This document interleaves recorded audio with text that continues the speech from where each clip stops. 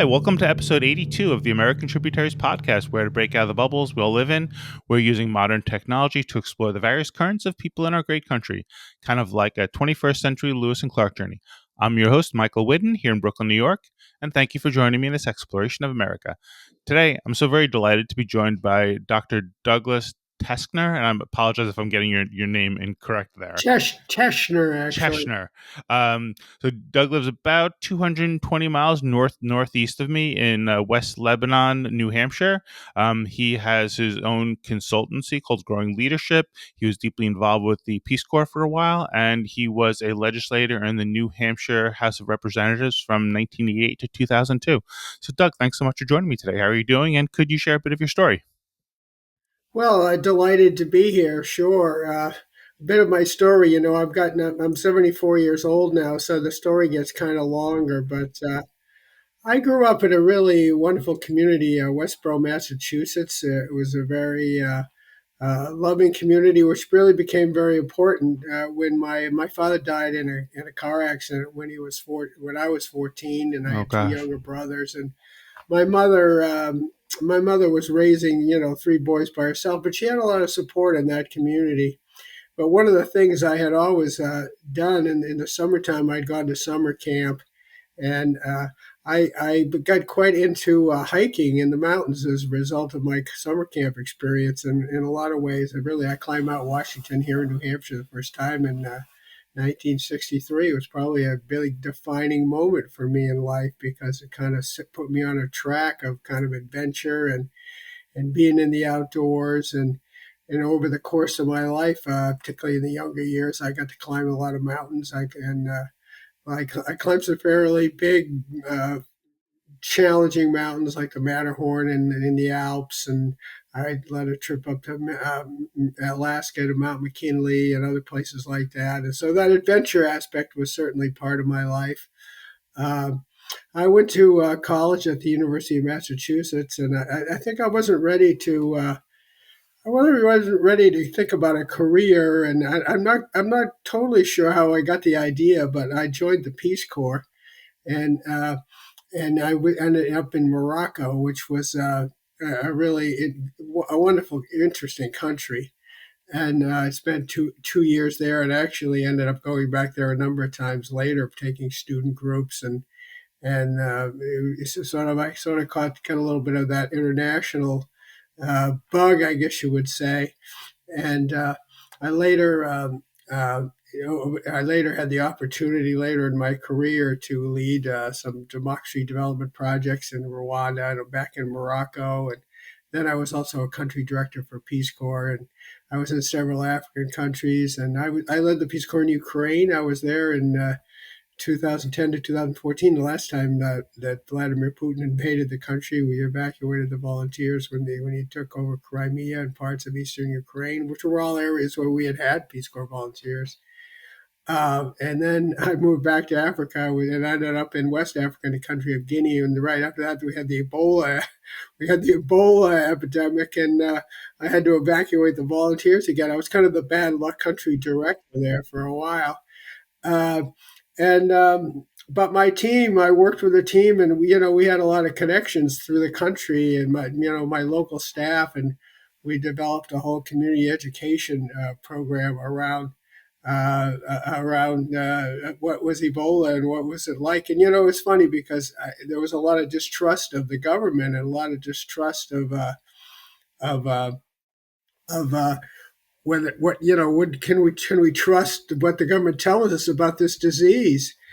And I remember thinking at the time, well, I'm glad we would never have that problem in our country. And just as I had worked in Rwanda a few years earlier, which had had the terrible genocide in 1994. I was there. I didn't get there till 2002, so there wasn't any physical risk then. But I remember thinking, well, I'm glad that we don't have tribes in our country that are so divisive. And so I've been proven wrong on both of those areas, both in terms of tribes and in terms of whether we would trust the government for if there was a medical challenge.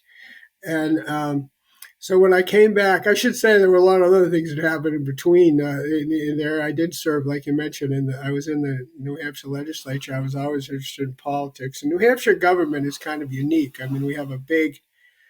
This is before. This is, like you said, it was back in the mostly in the 1990s. And we have a very big legislature here, and it's also not paid. It's considered a volunteer position under the Constitution. And so it's not that hard to get elected to the legislature, state legislature in New Hampshire compared to probably some states. Plus, it's not, there's only 1.3 million people up here anyway. It's kind of small and rural.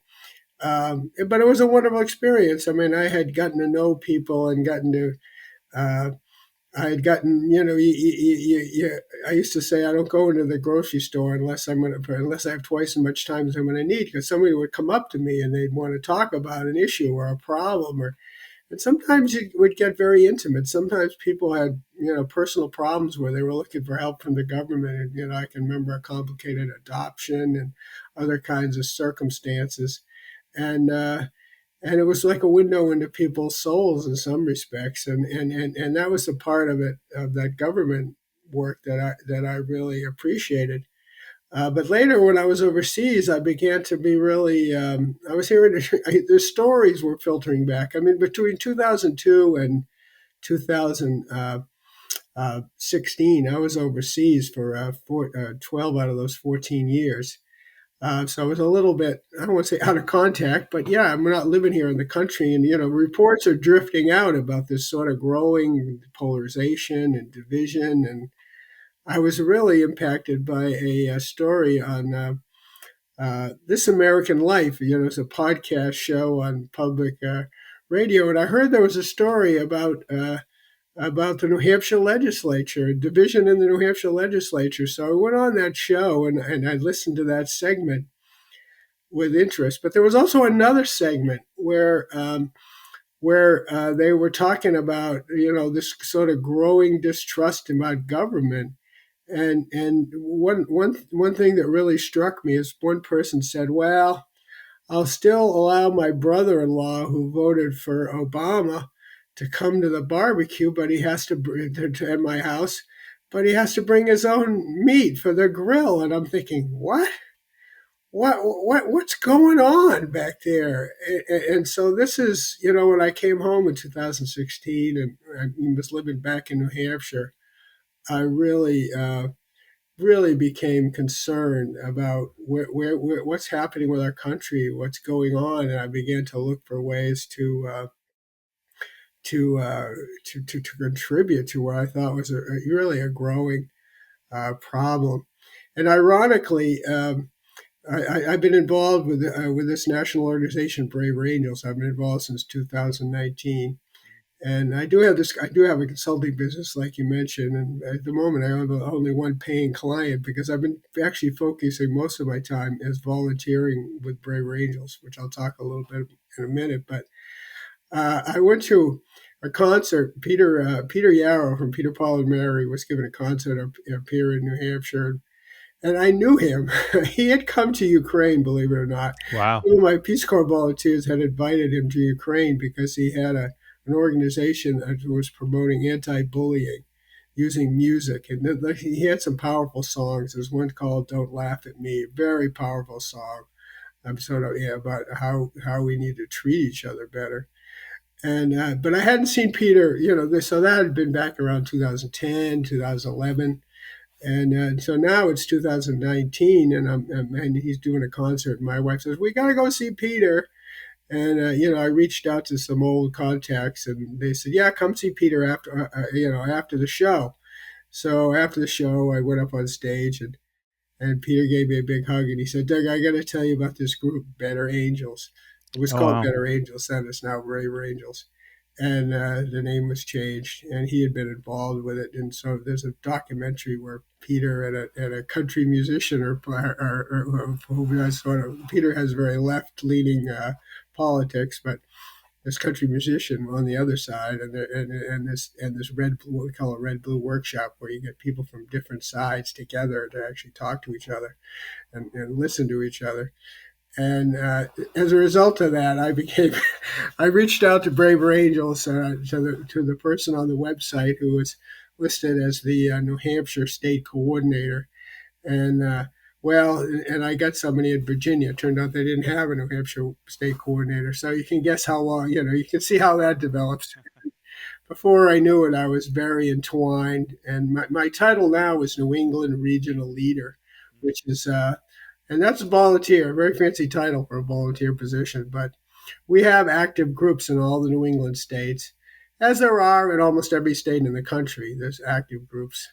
And I would encourage you to go to the website, braverangels.org, and look and see what's going on in your state. And we have local meetings called the Alliance, as we call them. They're like chapters. But there's also a lot of free workshops. So one of my favorites is called Families in Politics. And some of these are online workshops, so people can go on, check it out, participate from your house, and see if that's something you want to get involved with. But I mean, you can go to these free workshops.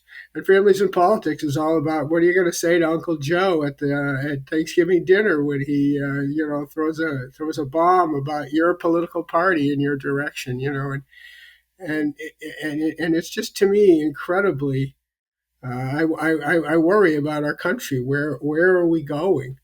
Which is why I'm really involved with this work. And we had a national conference last year. We have one coming up in Wisconsin, in Kenosha, Wisconsin, in this June. But last year we had one down in Gettysburg, Pennsylvania, which they obviously picked for the symbolic meaning of that. And on the first night, people were asked, "Why are you here?" We were asked to write it on a card. And I wrote, "I'm here because I worry that my grandchildren are not going to enjoy the benefits of this country that I have." And I didn't mention this earlier, but I do have a wonderful wife and 40 plus years and two sons and three grandchildren. And, where are we going as a country if we can't figure out ways to talk to each other, to listen and resolve our differences? So what we're really about in Braver Angels is, we need disagreement in politics. It's essential. Of course, you have to have disagreement. Uh, what Amanda Ripley, who wrote a wonderful book called High Conflict, which she calls healthy conflict, good conflict. Of course, we have disagreements, people, and we fight it out in terms of how trying to convince our politicians, legislators to act in certain ways that we believe in. But the problem becomes when we start to demonize people who disagree with us, that they're evil, that they're stupid. This is very unhealthy and dangerous. And I've gotten to the point now where I'm actually writing a book about this. It's Oh, called wow. Beyond the Politics of Contempt: Uh-huh. Practical Steps You Can Take to Make Our Country Better. But I've just been out. I've just been working on a chapter about what are all the different causes of this conflict as I see it, and then what do we do as individuals to sort of get past that. So maybe I've been talking quite a while, so I think I'll just stop there and see what your next question is. No, well, I mean, this is I definitely I try to think about these as more as conversations, and what I'd say. So I'm actually a member as well of Braver Angels, and I'm sure you deal with lots of different people, but we were connected through Gabbit Timmis. Um, Right. so I joined Brave Angels in like December of 2020 because of just kind of similar, I guess, discomfort and really kind of loss of hope about what I was feeling and seeing about the country. And for me, like I would say, January 6th was I've never felt more hopeless. And I was in New York City for 9/11. I was in the Navy for 3 years out in Japan and whatever. But I think it was more what what led us as a country to this point where people felt so disillusioned and so disconnected from the apparatuses of our country that it seemed sensible to to invade the Capitol building. No different than I think you see people expressing their feelings with violence, whether it's like it's some of the stuff you're seeing even on campuses now, but seeing it directed at the Capitol is what I found so troublesome. But when we talk about what we all can do and how we can steer away from this, one of the things that I've been thinking about is, how much do we as citizens need to change our engagement with the government? Because I think the way we're presented with politics now is more like, your civic responsibility is to vote, and that almost is like where it stops. Like the idea of being a part of your community, the idea of upholding other civic responsibilities, the ideas of supporting the infrastructure that keeps us going.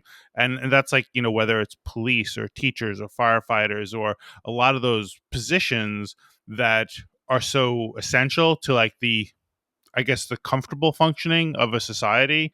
In some respects, I feel maybe like what I see in the city is there's a certain sense of just, I don't know, entitlement, I guess maybe is like the word, I don't know, or just expectation. But I think as citizens, like I feel like people look at their engagement with politicians and they're like, well, I elected you to do this and you didn't do this, so you lose my vote. And like it's not that simple. We don't live in a dictatorship, right? So like this idea where, I mean, whether it's your left on the right or the right, where people are just like, well, he didn't do this, so I'm not voting for him, I need to find somebody else. So then you have the next politician come along who's like, I'm going to do this, he didn't do this, so he sucked. And I think that we need to be more nuanced as engaged citizens to understand that there are very few simple solutions, if any, and we're all part of this. We're all partly to blame, and we all got to shoulder some of the burden of the effort to fix things. And I think there's too many times where people are just like, feed me a simple solution and don't burden me and don't blame me. Well, I think nuanced is a great word. I mean, I see a lack of nuance. I'm seeing it right now. I'm observing with its reactions to the Israeli and Palestinian situation. And, I live close. I actually lived farther north in a more rural area, but last year my wife and I moved to a senior condo, and we're very close to Dartmouth College. And I go up there for talks sometimes. I can actually walk. But I walked through the campus last night, and there was a demonstration going on, and a Palestine generate demonstration. And then some guys came by in a car and an Israeli flag, and fine. I mean, people are protest. Although I read this morning that it got more heated, and they ended up with police up there last night, and people were arrested. And but where is the nuance of, to me, the human aspect to it? Or people pick sides. People are so quick to pick sides, where it's much more complex than that. But going back to your point about the what makes democratic governance successful, and it's voting is only one thing. I mean, you need an engaged press, you need an engaged citizenry, you need a free press, you need people's ability to demonstrate and to advocate for what they believe. And voting is only one minor step in the process. And of course, people need to hold their elected officials accountable. But a lot of these there's a lot of these issues are much more nuanced, and we're now in a situation. I've just actually written a chapter in my book. Why is this division so strong? And there's a number of factors, I think. Ezra Klein wrote a book Why Are We Polarized? And he believes a big factor is what goes back to the civil rights movement. It used to be the Republicans were was the party of Lincoln. I mean, they were the ones who had led the anti-slavery movement. So in the South, there were a lot of Democrats that were and traditionally the ones that were opposed to civil rights. And in the 60s, when LBJ and other people started, advocating civil rights, those so-called Dixiecrat Democrats switched to the Republican Party. And Klein thinks that the parties became more pure at that point. And you notice that now, like even when I was in the legislature, we used to have like pro-life Democrats and pro-choice Republicans, but now you got to hold the party line. If you're not holding the party line, you're going to get primaried, and so it's become much more us versus them mentality. And there's a very interesting report called the Hidden Tribes Report. I don't know if you're familiar with that, but it was done by it's a 2018 report, and it sort of they interviewed a lot of people across the country on different issues, and they put them in different categories. They got about 7 categories of different people across the political spectrum, and and they argue that the people on the extremes are the ones that are driving the agenda and are uh, the most it's sort of like conquer the other side, us versus them. Yeah, when I would talk to these people, I said, well, so how are you going to conquer if you don't like Donald Trump? How are you going to conquer 74 million people they voted for him? I mean, but in the middle, there's this big exhausted majority of people who don't really want to see something better, but don't but they're not their voices aren't really heard. And I hope that's the case, because those are the people I'm trying to speak to in my book. Is I look, we've got to speak up, and people, polarization, and we can disagree, but let's not demonize people on the other side. Just because you don't agree with me doesn't mean you're evil or you're stupid. It just means we disagree. Right. So um, this is, and of course that's sort of a whole precept of the work we're doing with Braver Angels, just trying to get people to have conversations. People we're in our tribes, we're in our bubbles, and some of that's really happening geographically now. People are sorting for different reasons, but a lot of people don't have much contact anymore with people with different political views, and politics has become such a big part of people's identity. Also, Jonathan Haidt, who I think down in your neck of the woods, he's an NYU professor, does a lot of interesting work, and he talks about and right now he's got a new book, The Anxious Generation. His kick is about how do we get kids off of smartphones, and how this is sort of the bullying and all these negative impacts. But he argues that Klein takes the view that some of it goes back to the changing politics and the civil rights movement.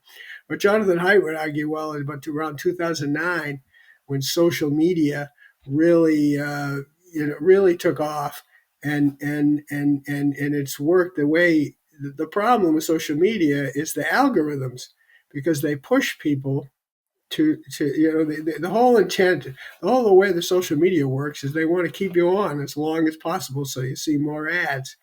And they do that by feeding you stuff that you think that's gonna either make you angry or upset or whatever.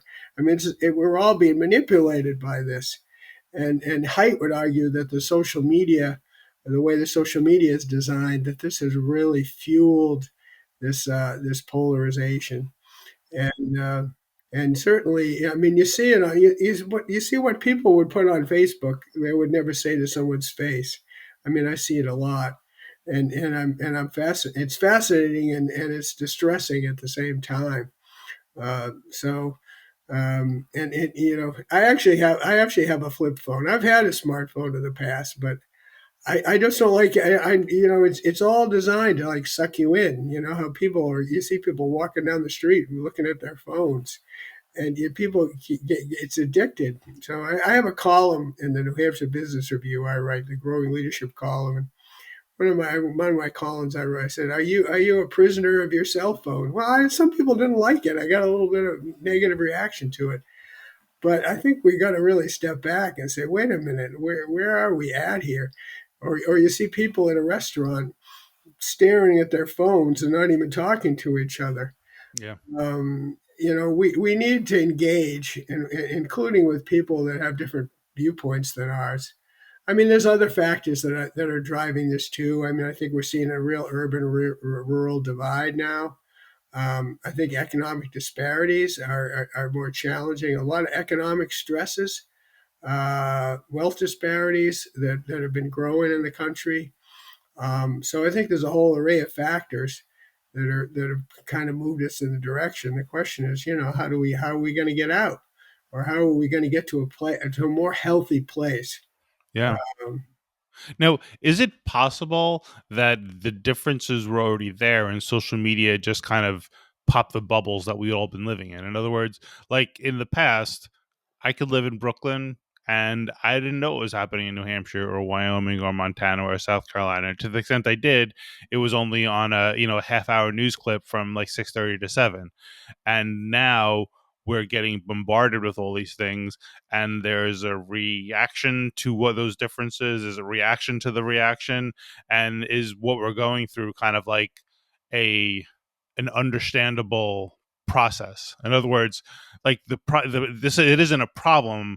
It was inevitable that this was going to happen, and we just got to help people deal with the fact that yeah, there are people very different than you. There are people that are very unhappy, unlike your happy life. There are people that are very happy, unlike your unhappy life. Like we have to kind of be able to deal with the fact that there is millions of people that are very different than us, think very differently, and they think they're as right as you think you're right. And everybody has their own independent journey and their own independent perspective.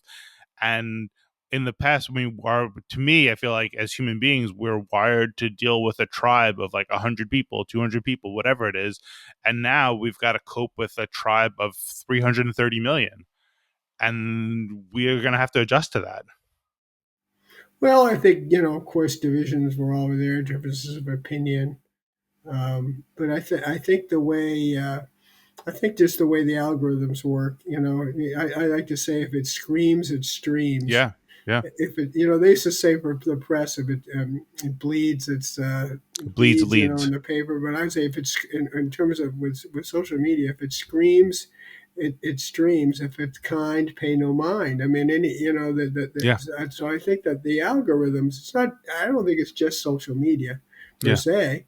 I think it's the algorithms that are pushing people and sort of bringing out the worst in us. I mean, I think we also have a lot more tolerance of kind of rude and rude behavior that we didn't have before. I mean, people are stressed and angry. I mean, I don't remember people. Somebody got behind my wife and thought she was going a little slow on an entrance ramp on a highway, and when he got to the highway past her, he gave her the finger. I mean, we didn't used to see that kind of stuff that much. And my reaction is, God, what I wonder. Of course, when you get road rage when somebody chases after them or whatever. But my reaction is kind of, wow, I wonder where that person's coming from. I wonder Yeah. what's going on in that person's life. I wonder what would compel someone to feel the need to do that. Mm-hmm. A stress at home, or and I think we all just need to be a little more curious and and whatnot. I want to mention a little bit about the work I've been doing with the New Hampshire legislature, because Braver Angels has about 2 years ago. Braver Angels announced an initiative called Braver Politics, begin to actually work with elected officials. And boy, there's a lot of disincentives for elected officials to want to do Braver Angel work, because they're being told stay in your lane. Don't talk to those people. That's a message. Dean Phillips, who has been involved he ran for president, which I'm not sure was a wise decision for him, but he's a congressman who's been involved with Braver Angels and has been supportive of Braver Angels, and he says that when they went down, when he got elected to Congress and they go down and they had a legislative orientation. The Democrats have one and the Republicans have one. They don't even meet together, even when they're first elected, which I found kind of appalling, because in New Hampshire we've always done that. Yeah. But people we're just segregating people, and we don't want you to get to know those people. We don't want we want to put those people in a box. And so, anyway, in New Hampshire legislature, because when Braver Angels got involved with this initiative, Braver Politics, wanting to work with election officials, because I had been one, I reached out to the Speaker of the New Hampshire House, Sherm Packard, and some of these people stay in politics a long time. We don't have term limits, and Sherman and I actually served together. Now I've been out for 20 plus years, but because he knew me, he was at least listening to me. And the next thing you know, we got in and we did a Braver Angels workshop, our first Braver Angel workshop, and Bill Doherty, one of the founders, came out, and we did what we call a red-blue workshop, where you have equal numbers of well, in this case, it's clearly Republicans, Democrats. In Brave Angels, we define red a little more loosely as people who kind of lean one way or lean the other way. Uh, but we got an agreement to do this workshop, the first one, back in December of 2021, I guess it was, and and they gave me a list. So I had a list of 6 Republicans, 6 Democrats, and I went up to the Bill Doherty, who's one of the founders of Brave Angels, came out to do the workshop. He came out from Minnesota. We stayed in a hotel down in Concord, and in the morning, the workshop was in the next afternoon. In the morning, I toured him around the State House in New Hampshire. And I had this list of people, and there was only one person on the list who were going to be in our workshop that I knew. And as I was sharing this list with people that I knew that were still around, they kind of rolled their eyes, or they said, "Good luck with that group." And we went up to the Secretary of State's office. Bill Gardner was our longtime Secretary of State, ran the New Hampshire primary. He retired soon after that, but he'd done it for many years. And he always had pictures on the wall. We're very proud of our New Hampshire presidential primary up here, and he always has pictures of all the candidates who run, and there's a lot of them. I mean, we tend to forget. And as he was showing Bill around in his office, and there was a picture of the primary, of the different people who run. And he said, "Oh, you see that picture there of Donald Trump?" He said, "The guy standing next to him, and that picture is going to be in your workshop at 1 o'clock." And so anyway, we got into the room, and all the Democrats are on one side with masks, and all the Republicans are on the other side without. And I went, "Oh boy, this is going to be interesting." But Bill he's so good at designing these things that we get people talking about their lives. What is it about your life that brought you into politics? And people start to share their stories with each other. And like, I had 2 people were talking about how they had been both foster children when they were young. Or there was another group. I had a small group of them that I was working with, and at one point we sort of split them up. And one of them said how the depression. Well, 2 people said how the depression had really influenced their families and the culture in their families. And one said, "Yeah, what I learned in the depression was that you got to make sure you take care of yourself." And the other woman said, "Well, that's interesting, because my family emphasized how we got to look out for others." Mm-hmm. And but people just, and you can guess which party they were in. But I mean, I think, when people start sharing their stories in an intimate way, and you begin to see each other as people, I mean, this is the power of this. I mean, I walked out of that workshop after 3 hours. I went, "This is the best day of my life." I mean, that's what I was thinking. This is unbelievable. I mean, what more could you accomplish? But you know what happens? People go back to their tribe, so they go back to their group, and people say, "Why are you talking to them? Why?" And no, not one of those people at the next house session stood up and made any comment about the workshop that we'd Mm-hmm. had. Um, um, and that was, so there was this up and this sort of a roller coaster feeling. But now we've done 3 workshops, and we have another one actually coming up next week.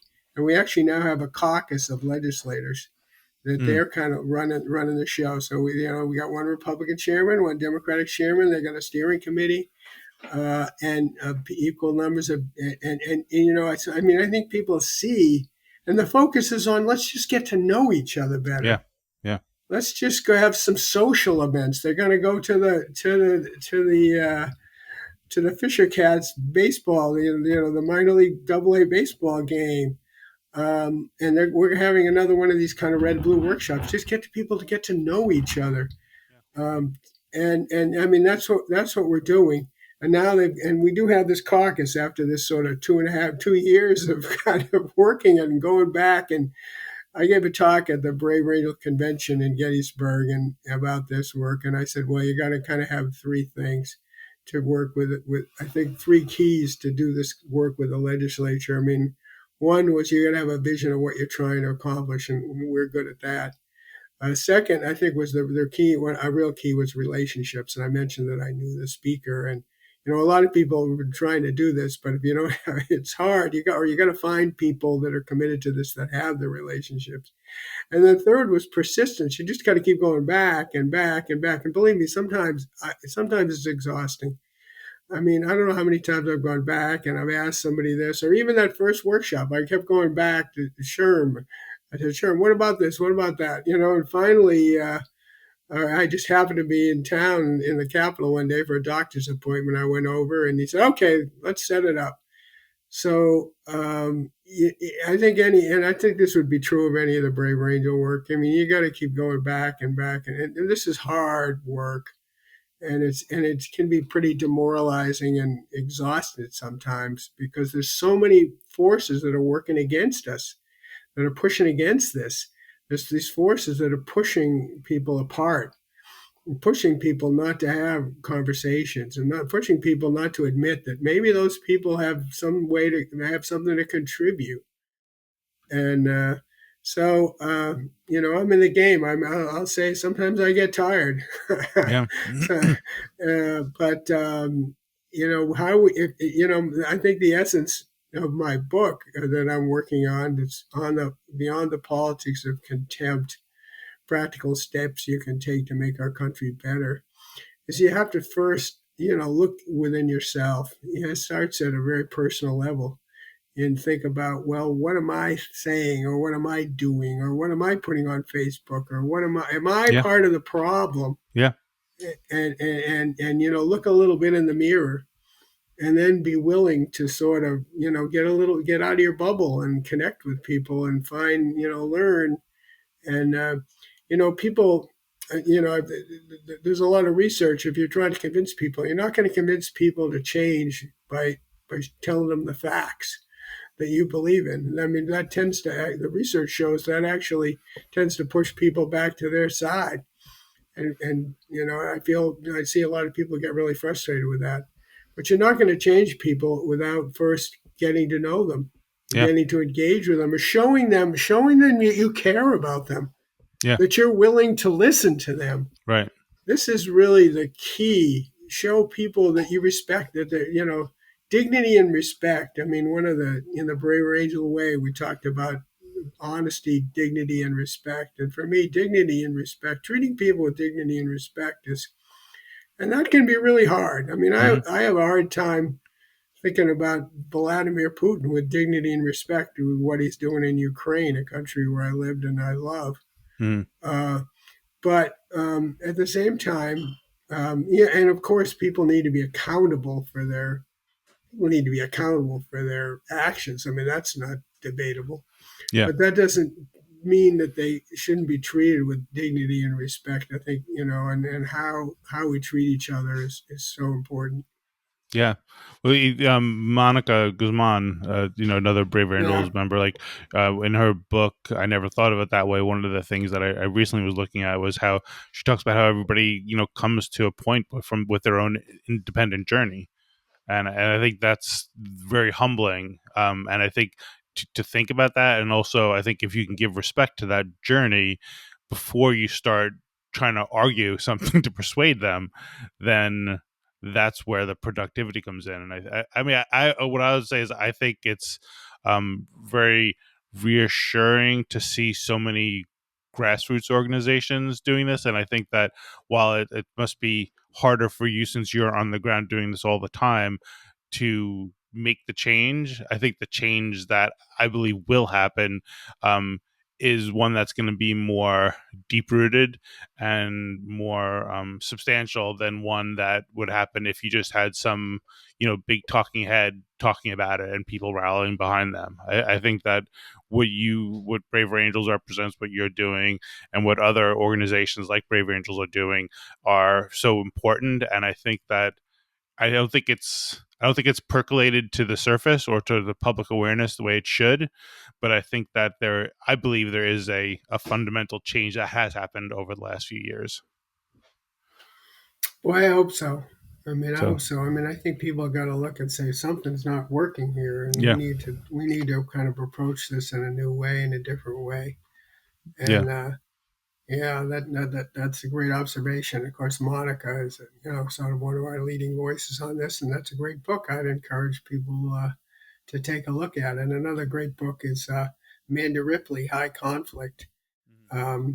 She talks about the difference between good, healthy conflict and the high conflict when it becomes us versus them and very emotionally charged. And this is something I think we need to emphasize a little more at Brave Angels. We're not against conflict. I mean, there's got to be conflict. Conflict is essential for our democratic governance. But when does it change to be unhealthy versus this sort of negative, or Right. what Amanda calls high conflict? Yeah. Uh, this is sort of untenable.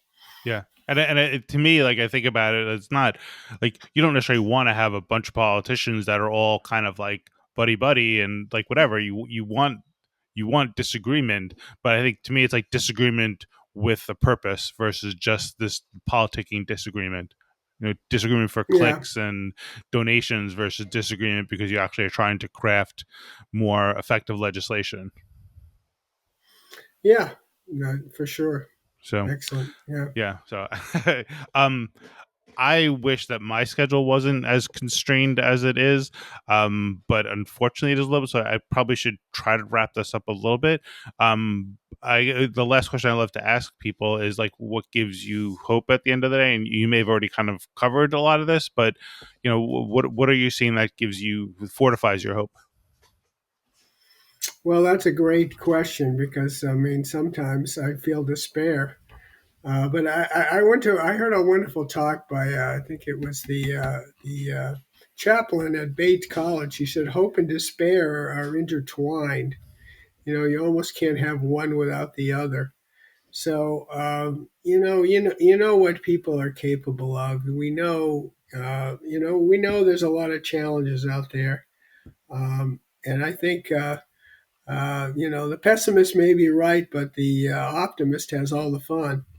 And or Thomas Friedman turned that into from the New York Times. He said and nothing's ever been accomplished except by long-term changes except by optimists.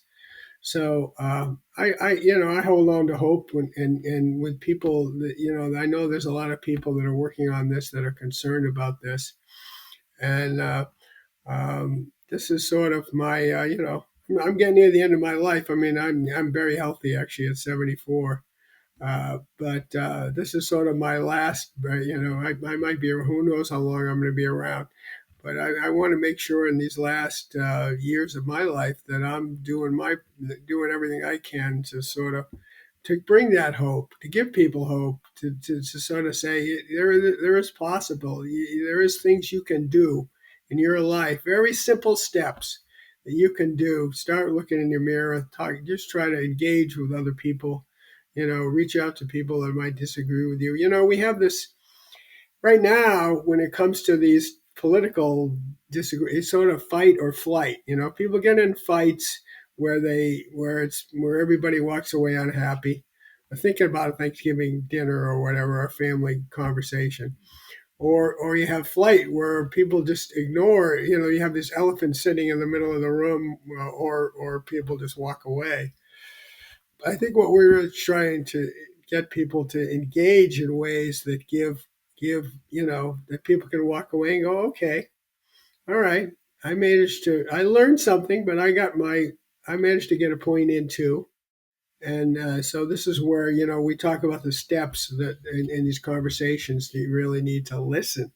Listening is such a basic skill. Listen to understand. If you, I love rather than to respond. From Stephen Covey, The 7 Habits of Successful People, a wonderful book. But we don't listen to understand. We listen to respond. And I'm not that good at it either. Don't get me wrong, but I'm just very aware that when we really stop and listen and acknowledge what people are saying, that puts them in a space where they're going to be willing to listen to what we have to say. And I think that just by encouraging people to learn some skills and teach those skills, I think we can have a big impact. Yeah. No, yeah, and I really I do believe you have, and I guess it's I don't know how, I don't know what intend for this to come across anyway than in what I'm saying, but I thank you for at this point in your life, the kind of really, I guess, dedicating yourself to trying to fix the problems that you see. Um, and for me, this personally, there's a little connection to New Hampshire for me in that my ancestors, I think it was Samuel Whidden, first came to America from England and set foot like in Portsmouth, New Hampshire, like in 1703 or something. And for me, I actually got to visit the cemetery for some old Whiddens in the 1700s. And when I stood there, I was like, you know what? Like they came and made this big struggle to come here. And I'll be damned if I'm going to watch this country kind of go in the direction that people are fanning the flames for it to go. My legacy and what I want to try is to uphold this society and try to help contribute to its evolution to handle the challenges that we're confronting now and be ready to continue to grow, because all of our ancestors worked their butts off to kind of let us be right here, and for us to just throw it away or talk ourselves into some kind of big huge conflagration or civil war is utterly, it's childish and irresponsible. And Well, so talking with you in New Hampshire is kind of brings a little full circle for me and my family. So but thank you well, for that's all that you've. wonderful, Michael. I thank you for the conversation. I thank you for the work we're doing. I encourage people to go check out Braver Angels, braverangels.org. We're not the only group doing this work, but there's a lot of free workshops and free opportunities for people to kind of get involved. And then if you're interested, you can reach out to the people in your state and maybe even come to our convention in Kenosha, Wisconsin at the end of June. Yeah, no, for me that was Braver Angels was my beacon of hope, and back in when I was feeling most hopeless about the country. And I mean it's the real deal, and I believe it is part of the that grassroots groundswell that we need to change as a society, and that you guys are making it happen. So thank you. Um, and I should say thank you to all of our listeners and viewers out there. May you go out and explore our country with curiosity, respect, compassion, and humility. All right. Thanks so much, Doug. Really, really, really good talking with you. Thank you.